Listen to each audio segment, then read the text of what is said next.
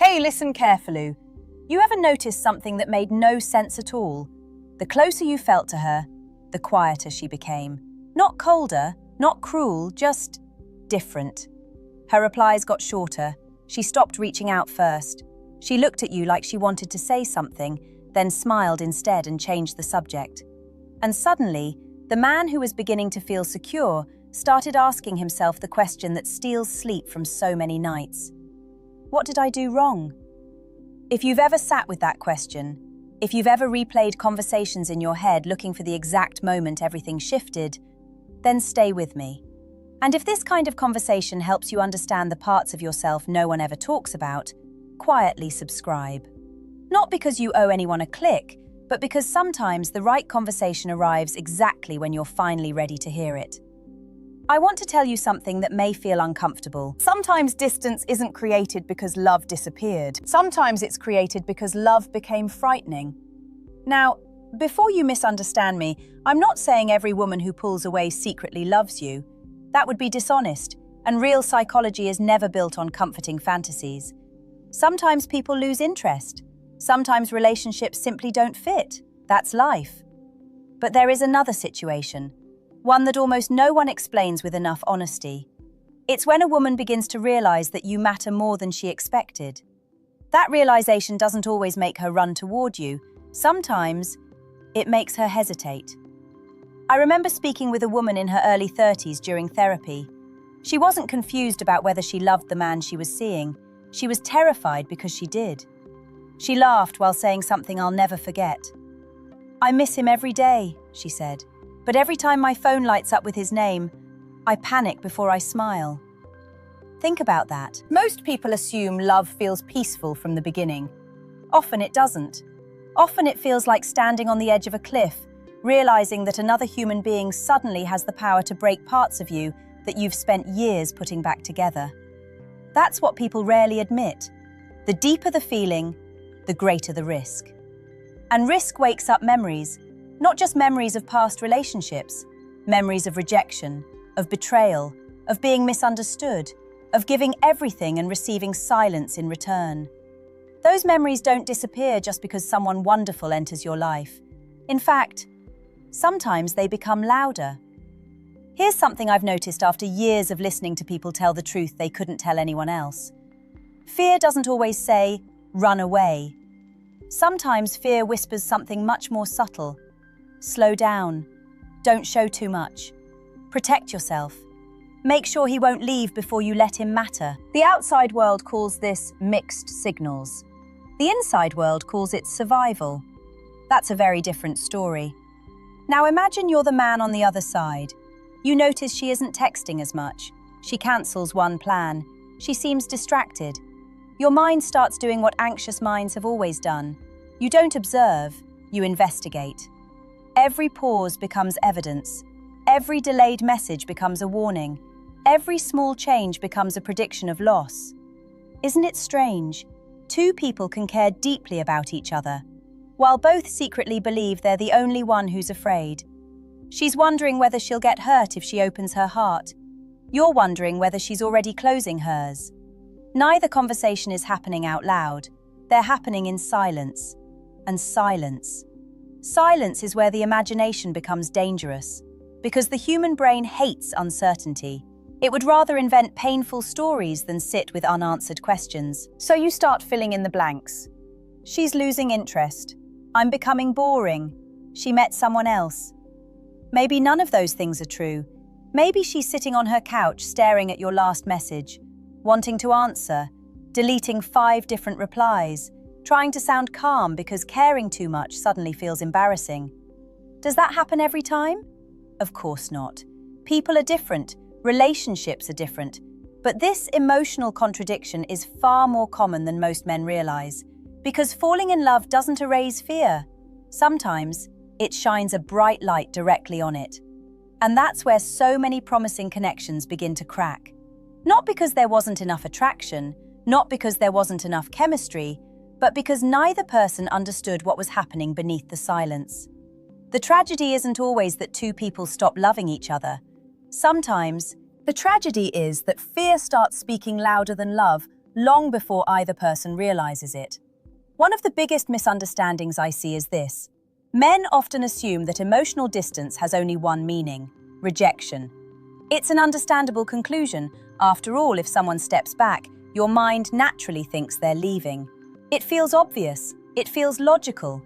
But emotions rarely move in straight lines, especially when someone has spent years learning that closeness can become painful without warning. Let me ask you something. Have you ever wanted something so badly that the moment it became real, you suddenly became cautious? Maybe it wasn't even about love. Maybe it was your dream job, a new opportunity, a friendship you didn't want to ruin. The closer it came, the more pressure you felt. Not because you didn't want it, because you suddenly had something worth losing. Love works the same way. When a woman begins to realize, this man could genuinely matter to me, another thought sometimes appears almost immediately. What if I matter to him? And one day I stop. That question rarely comes from the present. It comes from history. People don't enter relationships as blank pages. They arrive carrying invisible chapters. Some chapters are beautiful. Others were written during nights they don't like remembering. Maybe someone promised forever and disappeared. Maybe someone slowly made her feel invisible. Maybe she learned that expressing her needs only pushed people away. So she adapted. She became independent, careful, measured, strong enough to survive. Those qualities helped her once. But here's the difficult part. The same walls that protect someone from heartbreak can also keep genuine love standing outside. I've noticed that emotionally intelligent men sometimes become the most confused during this stage because they're trying, they're consistent, they're respectful, they're patient, yet something still feels uncertain. They think, if I'm treating her well, why does she seem nervous? Because safety isn't always recognized immediately. Sometimes safety feels unfamiliar, and unfamiliar things, even healthy ones, can make people uneasy. There was a man I once spoke with who said something that stayed with me. I don't understand, he told me. When I stopped playing games, she became more cautious. I asked him a simple question. Has anyone ever played games with her before? He looked at me for a long moment. Then he quietly answered, probably. That changed the entire conversation because suddenly her behavior wasn't being judged, it was being understood. Understanding doesn't mean excusing unhealthy behavior. If someone consistently avoids communication, treats you poorly, or keeps you trapped in uncertainty without respect, that's a separate issue. Healthy relationships still require honesty. They still require effort from both people. But there is a quiet space between confidence and vulnerability where many people freeze. Not because they're manipulative, because they're scared. And fear has strange habits. Sometimes it tells people not to ask for reassurance because they'll seem needy.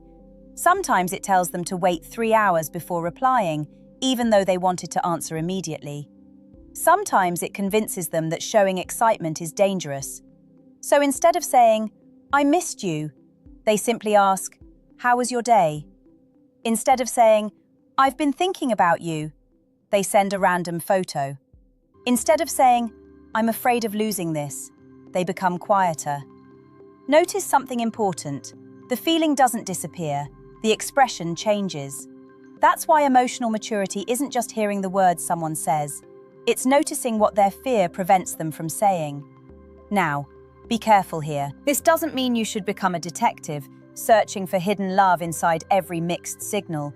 That's another trap. Real connection isn't built by imagining feelings that were never there. It's built by paying attention to patterns over time. Does she eventually open up? Does she make an effort after pulling back? Does she apologize when she realizes she's withdrawn? Does she allow trust to grow, even if slowly? Those questions matter much more than one quiet weekend or one delayed reply. Because everyone has moments when old fears speak louder than present reality, including you. Yes, you. Maybe your fear doesn't look like distance. Maybe yours looks like overthinking. Maybe it looks like checking your phone every 10 minutes. Maybe it sounds like the voice inside your head saying, don't get attached, you're going to lose her anyway. See how similar those fears actually are. On the surface, they look completely different. Underneath, they're both asking the same heartbreaking question. Will I still be enough once you really know me? And that question has ended more promising relationships than lack of attraction ever could. Not because love wasn't growing, but because neither heart knew how to stay calm while it was. There is a moment that almost every meaningful relationship reaches. It doesn't happen when you first meet. It doesn't happen during the excitement of the first few dates. It happens later, when the mystery begins to fade and something much more frightening takes its place: reality. That's the moment when two people stop wondering whether they like each other and start wondering whether they'll still be liked after the masks come off. This is where many women quietly begin to pull back, not because the feelings are fading, but because the relationship is becoming emotionally real. Think about it. In the beginning, it's easy to show your best side. You laugh more easily, you choose your words carefully, you hide your insecurities behind confidence. Both people do it. But eventually, life interrupts the romance. She has a difficult day. You have moments where you're quieter than usual. Stress replaces excitement for a while. Now the question changes. Will he still choose me when I'm not at my best? She may never ask you that directly. Instead, she watches. She notices how you react when she's distracted. She notices whether your kindness disappears the first time she disappoints you. She notices if your patience survives ordinary days, not just perfect ones. Most men don't even realize they're being observed in these small moments. They're waiting for grand declarations. She's paying attention to ordinary behavior. Does he become cold when I need space for a day? Does he respect my boundaries without making me feel guilty? Can we disagree without turning into strangers? Those questions don't come from games. They come from emotional self-protection. And here's something that often surprises men. A woman may trust your words long before she trusts your consistency. Words are remembered, patterns are believed. Anyone can promise patience. Not everyone remains patient after the third misunderstanding. Anyone can say, "I'm different." Very few people quietly prove it over time. That's why consistency feels so powerful. Not because it's exciting, because it's calming. The nervous system pays attention to what repeats. If someone has experienced disappointment before, their mind isn't searching for one perfect moment. It's waiting to see whether the good moments continue. Imagine carrying an umbrella all day because you've been caught in unexpected storms before. Even if the sky is blue, you don't throw the umbrella away immediately. Not because you expect rain, because experience taught you to prepare for it. Emotionally, people do the same thing. Some carry invisible umbrellas into relationships. They smile, they laugh, they enjoy being close. But somewhere inside, they still keep one hand on the handle, just in case. If you've ever felt confused because she seemed happy one day and distant the next, it might not have been because her feelings changed overnight. Sometimes she simply had a day when old fears became louder than new experiences. That happens more often than people admit. And here's where many promising relationships begin to lose their balance. The woman becomes quieter because she's afraid. The man notices the silence and becomes anxious. His anxiety changes his behavior. He starts seeking constant reassurance. He asks questions she isn't emotionally ready to answer. She feels pressured. So she withdraws a little more. He interprets that as rejection. Now both people are reacting to fear instead of responding to each other. Neither one intended to create distance, yet both are standing farther apart. It's heartbreaking because neither person is the enemy. The real challenge is the fear neither of them knows how to name. I've watched couples describe the exact same week in completely different ways. He says, "I thought she was losing interest." She says, "I was terrified of becoming too attached." He remembers feeling abandoned. She remembers feeling overwhelmed. Neither memory is false. They simply lived through the same experience from opposite sides of the emotional mirror. That realization changes everything. Because once you stop assuming that every moment of distance is a verdict against you, something remarkable happens. You stop reacting to every emotional wave as if it's the end of the story. You begin to notice the quieter truths. The way she still asks how your day went. The way she remembers little details you forgot mentioning. The way her eyes soften when she feels safe enough to let her guard down, even for a few minutes. Real affection is rarely built through dramatic moments alone. It's woven into ordinary conversations, patient listening, shared laughter after difficult days, and the quiet decision to stay emotionally present even when uncertainty tries to pull both people apart. Because in the end, love isn't only about finding someone who feels deeply. It's also about finding two people who gradually learn that they don't have to let fear make every important decision for them. There's something I wish more men understood. The strongest part of a relationship is rarely the moment when everything feels effortless. It's the moment after uncertainty, when both people have a choice, to retreat or to stay emotionally present. Most people think trust is built through grand romantic gestures, expensive trips, perfect dates, the right words at exactly the right time. Those things can be beautiful, but they aren't what creates emotional safety. Safety is built in much quieter moments. It's built when someone has every reason to assume the worst and slowly discovers they don't have to. Imagine she's had a difficult week. She isn't as talkative. She seems distracted. Years ago, someone else may have reacted to that by accusing her of losing interest. Maybe they demanded constant explanations. Maybe they punished her with silence.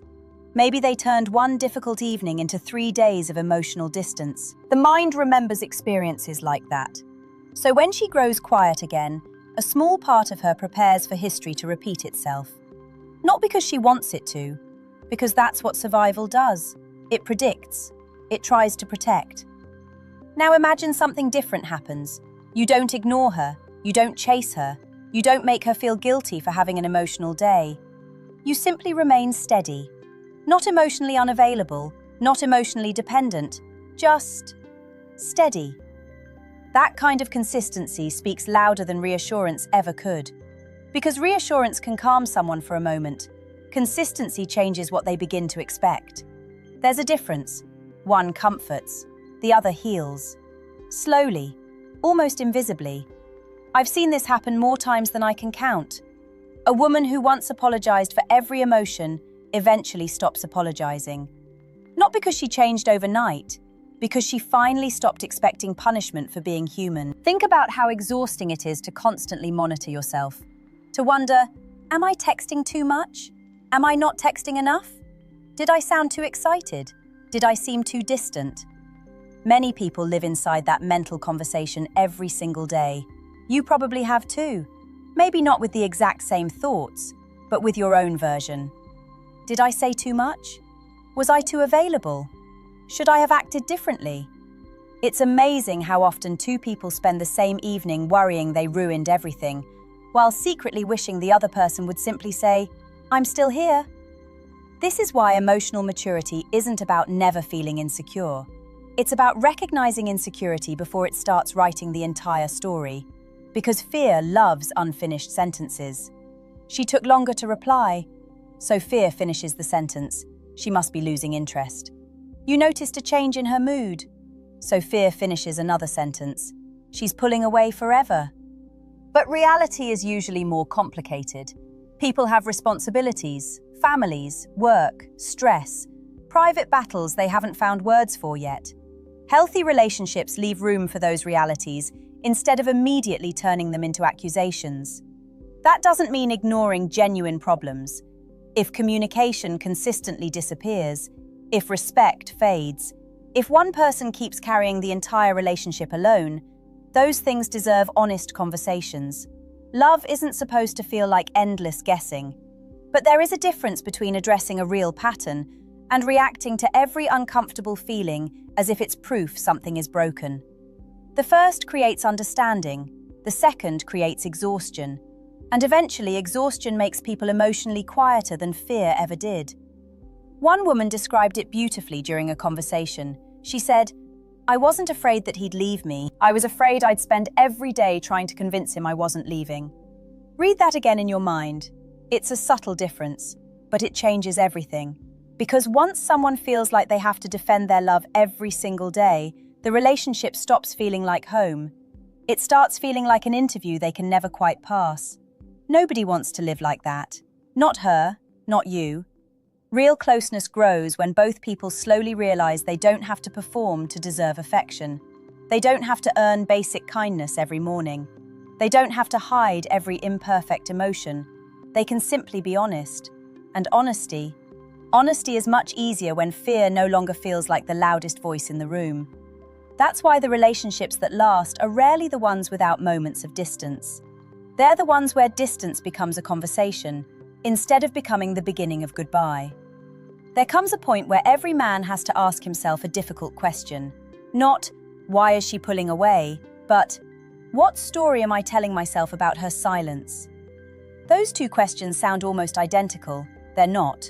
The first looks outward, the second asks you to look inward, and that's where real clarity often begins.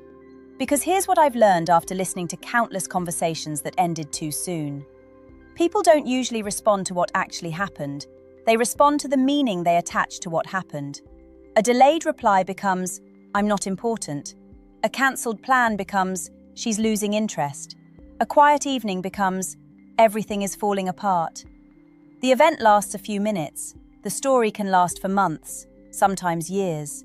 It's strange, isn't it? The human mind is incredibly creative when it's afraid. It fills empty spaces with certainty. Unfortunately, that certainty is often built from old wounds instead of present reality. Maybe when you were younger, someone left without explaining why. Maybe you learned that love could disappear overnight. Maybe you became the man who always prepares for disappointment because preparing somehow feels safer than hoping. If that's true, then every relationship has to compete with ghosts that were never invited into it. The same is true for her. She may be carrying invisible fears you never caused. You may be carrying invisible fears she never created. Neither of you chose those burdens, but both of you feel their weight. This is why compassion matters so much. Not blind acceptance, not making excuses for behavior that repeatedly hurts you. Compassion. The ability to remember that the person in front of you has lived an entire life before meeting you. A life full of victories you never witnessed, disappointments you never experienced, promises that were kept, and promises that were broken. When you truly understand that, something shifts. You stop asking, how do I make her stop feeling afraid? Because that's not a burden anyone can carry for another person. Instead, you begin asking, am I creating an environment where honesty feels safer than pretending? That's a very different question, and it's one that changes the atmosphere of a relationship. Because here's the truth, you cannot force someone to trust. Trust is never demanded. It grows. Quietly, almost like watching the sunrise. You don't notice the exact second darkness disappears. You simply look up one morning and realize the light has been returning for a while. Healthy love often works like that. Not through dramatic breakthroughs, through ordinary consistency, a kept promise, a calm conversation after a misunderstanding, a willingness to listen instead of preparing your next argument. These moments don't usually become exciting stories, but they become strong relationships. I've seen couples who barely remembered their first date, yet they could clearly remember the first time they felt completely emotionally safe with each other. Notice that. Not the most romantic moment, the safest one. Because safety allows love to breathe. Without it, love spends all its energy trying to survive. There's another quiet truth that many men overlook. When a woman finally feels secure enough to stop protecting every emotion, you may notice a version of her you've never seen before. She laughs more freely. She speaks more openly. She disagrees without fearing the relationship will end. She asks for comfort without apologizing for needing it. She's not becoming someone new. She's becoming someone who no longer feels she has to hide. And if that happens, don't mistake it for perfection. She'll still have difficult days. So will you. Real emotional intimacy doesn't remove human flaws. It simply creates enough trust that those flaws no longer feel like the end of the world. That's what mature love slowly becomes. Not the absence of fear, but the decision that fear doesn't get to make every choice. Because when two people stop trying to protect themselves from each other, they finally have the chance to protect the relationship together.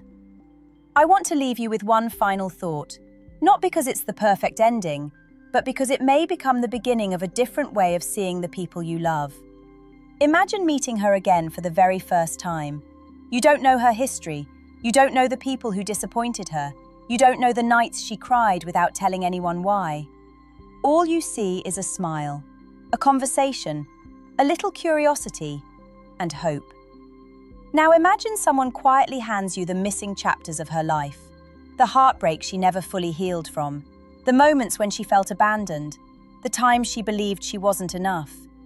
Would you understand her silence differently? Probably. Now turn that question toward yourself. If she could read every chapter of your life, every disappointment, every rejection, every time you wondered whether anyone would truly stay, would she understand your fears a little better?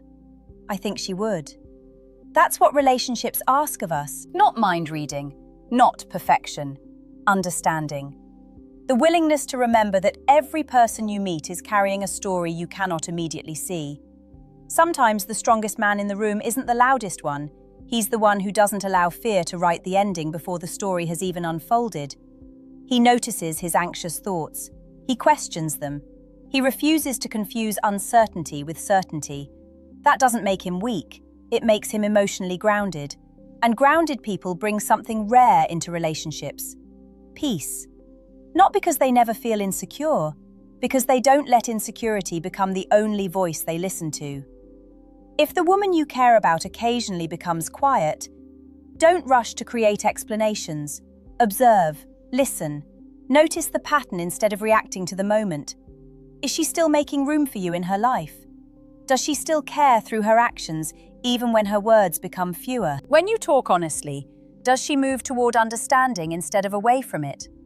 Those answers will tell you much more than one difficult week ever could. And if over time you discover that the effort is only coming from you, if respect disappears, if openness is never returned despite patient, honest communication, then love also asks for another kind of courage. The courage to accept reality without turning it into a judgment about your worth.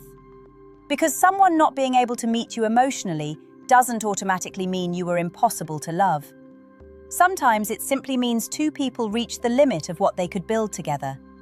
That truth can hurt, but it is kinder than living inside endless uncertainty. The healthiest relationships aren't built by two fearless people. They're built by two ordinary human beings who slowly learn that they don't have to hide every vulnerable part of themselves. Two people who stop trying to win against each other and begin standing beside each other against the fears that once kept them apart. So if she's become quieter lately, don't immediately ask, why is she changing? Instead, ask something gentler. What might she be feeling that she hasn't found the words to say? And ask yourself another question too. What fear inside me is speaking louder than the evidence in front of me? Those two questions won't solve every relationship. Nothing can. But they might save you from walking away because of a story your fear wrote, instead of the truth your heart was still waiting to discover. Because sometimes the deepest love isn't the loudest. Sometimes it whispers. Sometimes it hesitates. Sometimes it takes one careful step backward before finding the courage to move forward again.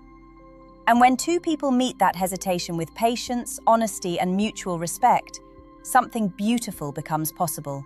Not a perfect love, a real one. The kind that isn't built on never being afraid, but on choosing, again and again, not to let fear have the final word.